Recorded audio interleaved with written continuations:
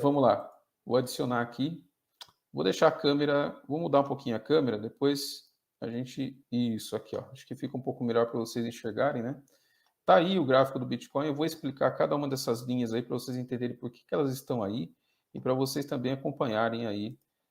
Já volto para o chat, para vocês acompanharem aí por que ela, além de por que elas estão aí, como você aí da sua casa pode traçar algumas linhas como essas amarelinhas aí, em mais diversos gráficos e tal, né? Mas vamos lá, vai pegando aí o que a gente vai conversando agora, que é jogo rápido. Esse daí, então, é o gráfico do Bitcoin no dólar, né? Então, vocês podem ver ali à direita que ele está ali visitando os 40 mil novamente, né? Nós temos que cada velinha dessa, cada candle, né? Cada barrinha que vocês estão vendo aí, vermelha ou azul, ou verde, perdão, elas são correspondentes a um dia, tá? Ali na parte superior você pode ver que eu setei ela para um dia aqui, certo? É o gráfico que a gente mais trabalha. A linha rosa que você está vendo aí no gráfico é a linha que traça a média de 8 semanas, tá? Uma média exponencial, mas pode ser a média simples aí, média de 8 semanas. Então, para colocar a média de 8 semanas no gráfico, eu estou usando o TradingView. Então, aqui, ó, média móvel exponencial, tá? Aí, mais indicadores. É que eu não consigo colocar mais indicadores porque eu não pago, né? Mas tá aí, a média móvel exponencial, tá? Aí é só colocar aqui, ó. Ela vai aparecer aqui ao lado. Aí muda o time frame aqui para uma semana, tá? Coloca período de 8, tá? Dá para mudar aqui, ó, 7, 8 e tal. Coloca 8 semanas. É a média que eu sigo aqui, tá bom? A nossa linha rosa, porque dá para mudar a cor dela também. O estilo aqui é só mudar a corzinha. Espero que esteja aparecendo para vocês as janelinhas aí. Aí o que a gente fez nos últimos tempos deixa eu ampliar um pouquinho aqui. Nós fizemos esse triângulo, né? Um triângulo simétrico, né? Que a gente traçou em azul. E eu tracei esse triângulo ainda lá no mês de março, em algumas lives que eu fiz aqui. Ele tocava essas duas regiões aqui superiores, né? Aqui. Deixa eu pegar um desenho aqui para mostrar para vocês. Aqui. Ele toca aqui e toca aqui, né? Mais ou menos seguindo a tendência aqui, ó, tanto de topos descendentes e de fundos ascendentes. Então ele faz esse triângulo. Aí eu tinha dito para vocês que existia uma possibilidade interessante de, depois que rompesse esse triângulo azul, o preço voltasse à ponta do triângulo. E olha só o que aconteceu. A probabilidade se consolidou, né? Ela voltou para a ponta do triângulo. Então, funciona a análise de probabilidade. Não é sempre, né? Claro, não é sempre, mas a chance era grande dele romper para cima e voltar para o centro do triângulo, né? Então, aconteceu, tá? Então, só para deixar registrado aqui. Então, essa formação aqui, ela já não nos... nós já perdemos essa formação de triângulo, ela já foi vencida, né? Foi rompida e retornou. Então, a gente vai tirar ela do gráfico. Era um bom estudo para dizer que, olha, essa subida que teve ali, ela tinha uma chance grande de voltar. Deu esperança novamente para a gente, o Bitcoin, sobre a subida dele, mas ele voltou para essa zona de acumulação e é aqui onde eu queria chegar. Entre as duas linhas amarelas aqui, as principais dos últimos quantos dias? 100 dias, fazem praticamente 100 dias que o Bitcoin está entre 35 e 45 mil.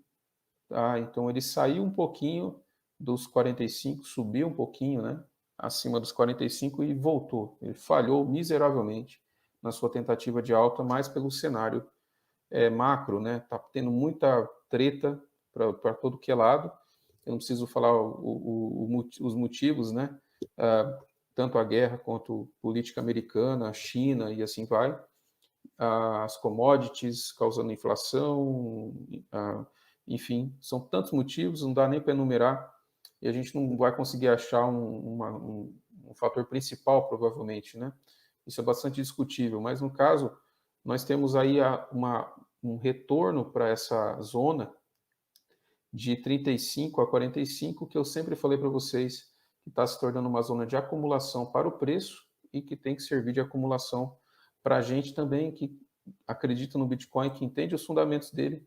Então, se você nunca comprou, comece a comprar devagarinho. Essa é a minha sugestão para você, é o que eu faço, tá? Não precisa comprar um Bitcoin inteiro. O Bitcoin está $40.000.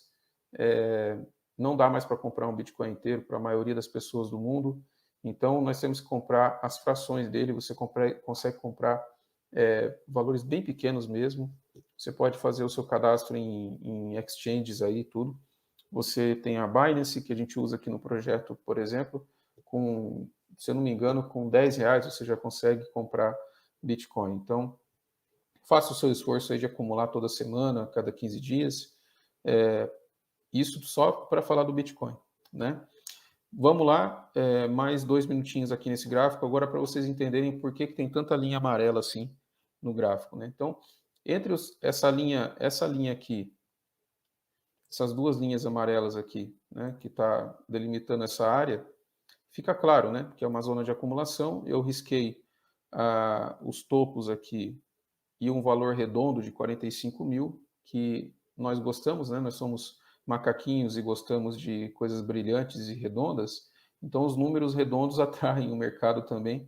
Então ele bateu aqui várias vezes nos 45.000 e bateu também 2 vezes aqui nos 35.000. Então essa aqui é uma zona muito importante nos últimos 3, 4 meses aí, tá? Aí, por que nós temos aqui abaixo os 30.000? Porque é outro valor redondo, mas ele também é um fundo majoritário, quer dizer, ele é um fundo que foi, dos 45 para os 52. E por que eu escolhi o 52? Porque ele é a ocorrência de alguns topos, né? Teve um topo aqui no 52, teve outro topo aqui no 52, zonas de briga do preço, né? E lá atrás teve um fundo, ó, aqui atrás teve um fundo no 52. Então essa é a análise que a gente vai traçando aqui. Eu gosto muito de usar poucas médias, eu gosto da média de 8 semanal, a linha rosa, e gosto muito de análise de topos e fundos, né? Zonas de briga no preço, né? Esses são os principais indicadores que eu uso aí. Eu vou mostrar mais um na sequência aqui, mas esse um já é um complemento, tá? Aí a última linha, que é essa linha mais grossa que eu deixei traçada lá em cima, é no topo histórico do Bitcoin, né? Que é lá pertinho dos 69.000. Ele chegou a bater, então, no dia 10 de novembro, acho que foi, né? Dia 9, 10 de novembro. E nós temos a nossa comparação de mercado, que o Bitcoin sempre retornou ao topo anterior, mais cedo ou mais tarde, né? Se nós olharmos um gráfico de mais tempo aí, vocês vão ver. Então ele acaba retomando o topo anterior em algum momento. Pode demorar um pouquinho, mas é aí que está o pulo do gato. Você tem que acumular aqui embaixo, acumular entre 35 e 45, não importa muito aonde você comprou aqui. Se você comprou em vários momentos, você está com um bom preço médio.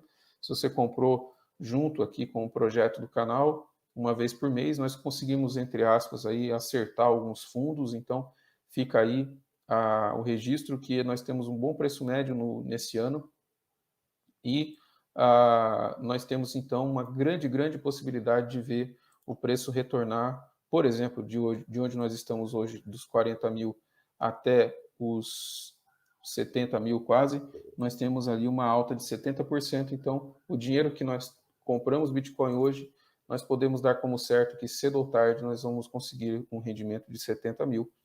Isso de 70%, perdão, até os 70.000, o que nos deixa com o coração quentinho, não é verdade? Seguindo aqui, já vou para o chat. Ethereum, dá para ver uma diferença no gráfico do Ethereum, né?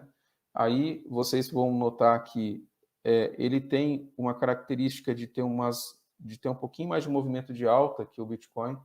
Ele é muito utilizado o Ethereum é muito utilizado em contratos inteligentes, os NFTs e assim por diante, que a gente vai tratar aqui em várias ocasiões. mas você pode ver que ele tem um comportamento um pouco diferente do Bitcoin. Aparentemente ele segue o preço do Bitcoin, mas ele acaba subindo um pouquinho mais com o passar do tempo. Então, se você tem Ethereum, você acaba acumulando mais Bitcoins na paridade Bitcoin. E eu coloquei aqui, você pode ver que ele tem um comportamento diferente, porque ele fez um topo bem mais alto agora esses dias do que anteriormente, né? E aí eu coloquei aqui os preços de $2.500, que são fundos aqui anteriores, e o preço de 3.000, que ele vem costurando $3.000 já algumas vezes, né? Ele vem visitando os $3.000 nos últimos 100 dias também. Ele rompe para baixo, rompe para cima e assim vai. Então, uma zona de preço muito interessante.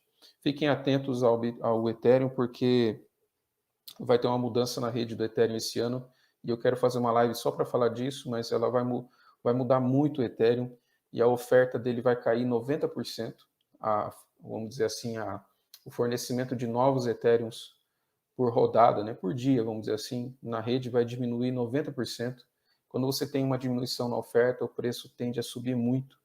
Então, fiquem atentos a isso, porque vai acontecer uma diferença muito grande entre a valorização do Ethereum em relação ao Bitcoin. Essa é a minha aposta para os próximos meses, né? Então, provavelmente a gente vai ver o gráfico do Ethereum e do Bitcoin ficarem bem diferentes. O Ethereum deve subir, mas é só uma expectativa. Por isso que eu estou acumulando Ethereum, acreditando nessa minha expectativa, certo? E aí, para finalizar a parte de gráfico, um gráficozinho, que agora a gente viu dois gráficozões absurdos, né? Dois ativos absurdos. Agora a gente vai para o mercado tradicional, que é um gráficozinho, mas ele é importantíssimo para o mundo todo, que é o S&P 500, né? É o índice que acompanha a cotação, né? Uma média ali da cotação das 500 principais empresas nos Estados Unidos, né? Na Nasdaq, aliás, na Dow Jones, as 500 maiores empresas. E a gente vê aqui, olha só que interessante, ó, o gráfico do Ethereum nos últimos dias, fazendo esse topo e o retorno para baixo, e o S&P 500, que é a bolsa americana, fazendo um movimento muito parecido. Então, nós estamos vendo a correlação. Por que eu coloquei esse gráficozinho? Nós estamos vendo uma correlação entre o que acontece com o mercado tradicional, vamos chamar assim, a bolsa, né?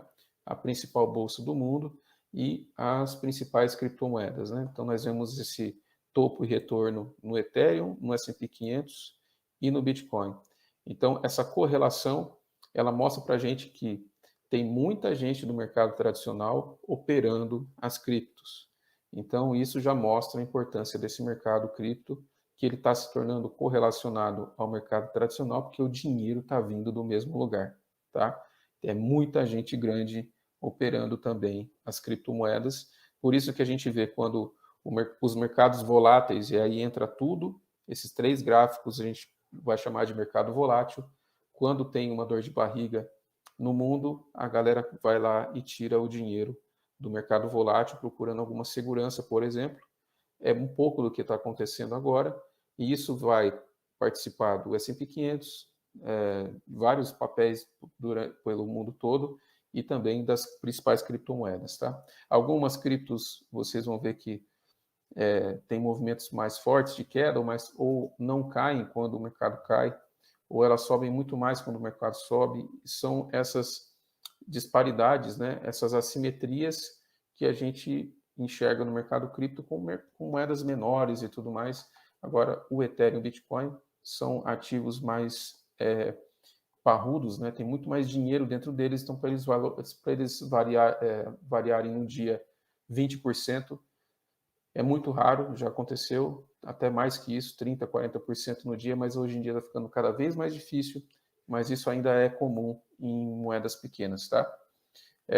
No mercado tradicional, por exemplo, como hoje, ele teve o S&P 500 teve uma queda de 0,34%, né? Enquanto as criptos elas se seguraram ali, estão praticamente no 0 a 0 nas últimas 24 horas, mas quando a gente vê um movimento de queda, por exemplo, na data de ontem, o mercado americano caiu 1,7%, enquanto as criptos caíram 7%. Então, o movimento de volatilidade nas criptos, ele é muito mais acentuado, tá? Fica aqui o registro. E voltando aqui para o gráfico do Bitcoin, que é o pai de todos, fiquem atentos a essa zona de acumulação, não percam essa chance.